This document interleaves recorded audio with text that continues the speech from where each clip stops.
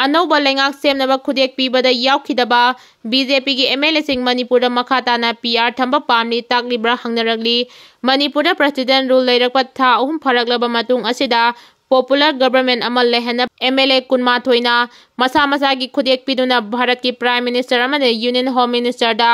अईबा चिरोल पिसिनख्रबा मतुंगदा मणिपुरी गवर्नर उनदुना पॉपुलर गवर्नमेंट अमा सेमनबा केम तौगदौरी अमरोमदा एमएलए कुनमाथोइना मसा मसा की खुदेक पीदुना अनौबा लेंगाक अमा सेमनबा प्राइम मिनिस्टर अमदे यूनियन होम मिनिस्टर दा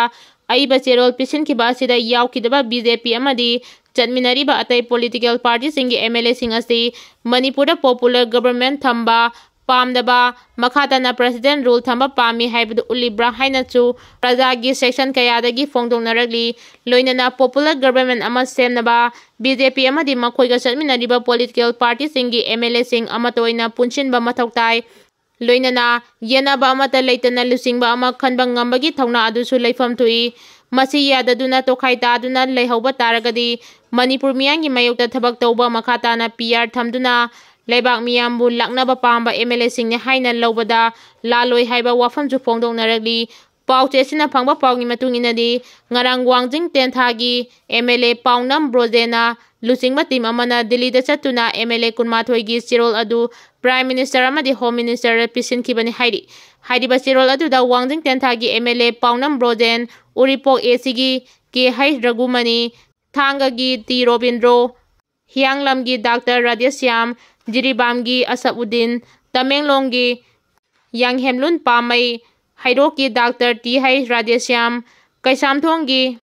एस निशिकांता लमथांग एसीगी एस राजेन वांगोईगी के हाइ लोकेन कारोंगी जे कुमोसा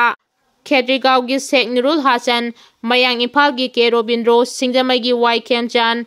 वांखईगी टी हाइ अरुण कुमार फुंगयारगी के लेसियो थांगमईबनगी के हाइ जोयगिसन नावरिया पाखंग लाकपगी एसकेबी माउगी लोसी दिको अमदी उखरुलगी रामुइबानी हाइरी पाउसिन हाइ एमएलए कुनमाथोइना प्राइम मिनिस्टर अमदी यूनियन होम मिनिस्टर दा अईबा चिरोल पिसिंदुना मणिपुर पॉपुलर गवर्नमेंट अमा सेमनबा खंगनख्रबा मतुंगदा अनौबा लुसिंगबा अमा खनबगा लोइनना मणिपुरी गवर्नर अजय कुमार बहलादा लेंगाक सेमनबा वाफम पुखलगनी हाइरी मितै येनिंग हुनबा नुमित लाइनिंग लोइसिंगी खोंगचत अमगा लोइनना पांगथोख्रे सनामही लाइनिंगना नौना येनिंग हुलक्तुना अनौबा इहौ अमा हौरकिबा नुमित कालेनगी हुमनी पानबा खुदिंगी पांगथोकपा मितै येनिंग हुनबा नुमित लाइनिंग लोइसिंगी खोंगचत अमगा लोइनना पांगथोख्रे लाइनिंग थौ सनामही टेम्पल बोर्ड मितै फुरुप अमदी कबुई यूनियन मणिपुरना सिंदुना पांगथोकिबा थौरम अदु वांखै थंबाल खोंगदा लैबा मितै संगलेंदगी हौरगा हयिंग खोंगबाल उफोंग युमफमदा लैबा लाइनिंग थौ सनामही लाइबुंग फावबा मियांगी खोंगचत अमा चतकी खोंगचत अदु हौद्रिङैदा मितै संगलेंदा लाइनिंग लोइसिंगी लमयानबा सिंगी मफमदा लैकतपा खयोम पीबा इरु इसेंग सोकपा अमदी मितै येनिंग हुनबगी सैता इसै फोंगलबा मतुंगदा समथरकिबा खोंगचत अदुना हयिंग खोंगबालगी Sanamahi संगलेन यौरबा मतुंगदा इरैमा Imangi थवाई हापकी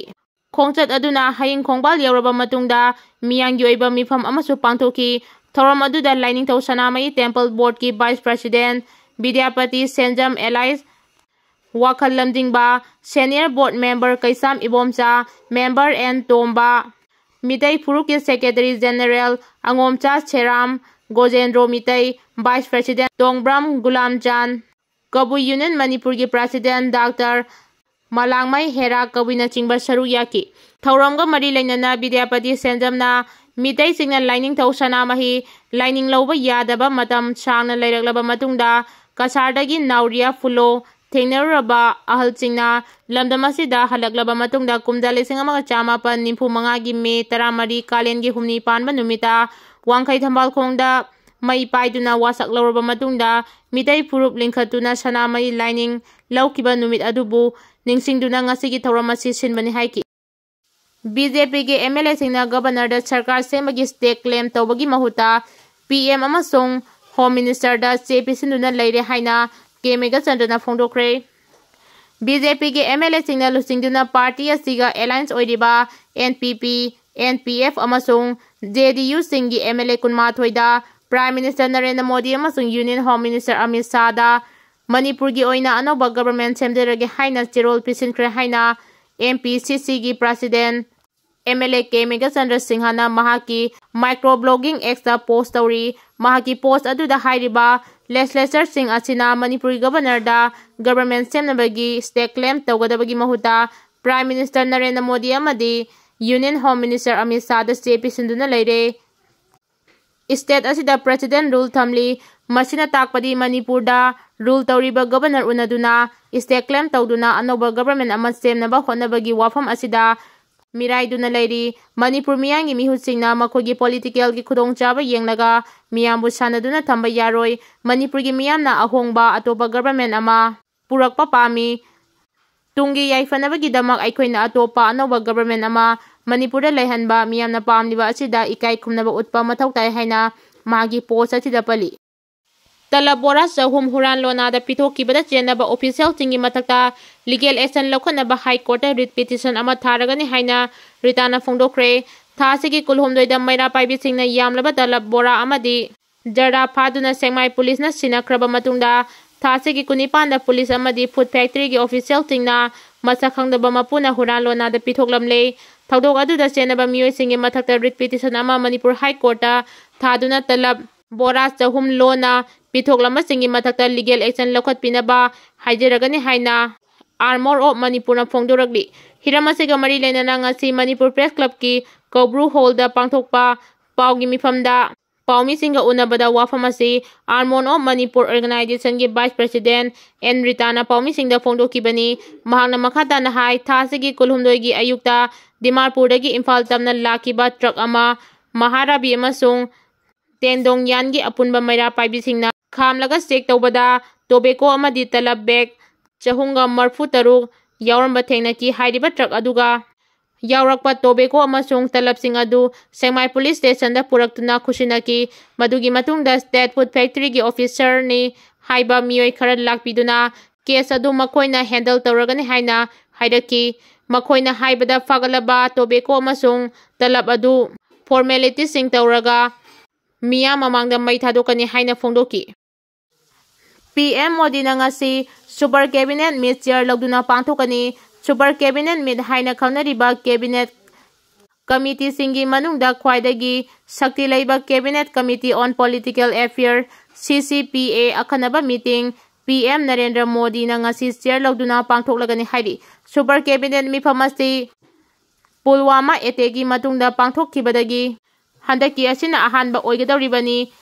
CCPA gi akhanaba mifamasi Prime Minister na ngarang New Delhi da leiba mahaki official resident da fangiba high level meeting da thasigi kunithoi da Jammu and Kashmir gi Pahalgam da terrorist singna terror attack sathaduna miyoi kundaru hatkibagi thawdoka mari leinana phamlaba matung CCPA mifamasi phamnaba warek laukibani CCPA na lebaga sigi maruiba political economic amadi atai aruba thabak thoram tingi matangda khanabada achawa role loduna lakibani mamangda CCPA gi mifamasi lebaga sigi yamna luraba tanjada putoktuna laki